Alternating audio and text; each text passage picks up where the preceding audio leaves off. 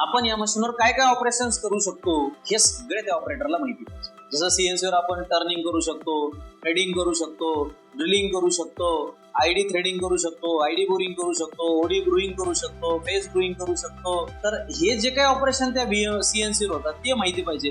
VMCवर जे ऑपरेशन होतात ते आपण मिलिंग करू शकतो, स्लॉट करू शकतो, अंडरकट करू शकतो, ड्राफ्टेड फेस करू शकतो, इनग्रीविंग करू शकतो. हे सगळं काय पाहिजे त्या ऑपरेटरला माहिती असायला पाहिजे. Drilling, tapping, all. आणि काम करताना ऑपरेशनचं सिक्वेन्स, पहिलं ऑपरेशन कोणतं होतं, दुसरं ऑपरेशन कोणतं होतं, तिसरं ऑपरेशन कोणतं होतं, म्हणजे त्या ऑपरेशनचे सिक्वेन्स आणि त्या ऑपरेशनच्या सिक्वेन्स नुसार टूल नंबर, ऑफसेट नंबर हे त्याला माहिती पाहिजे.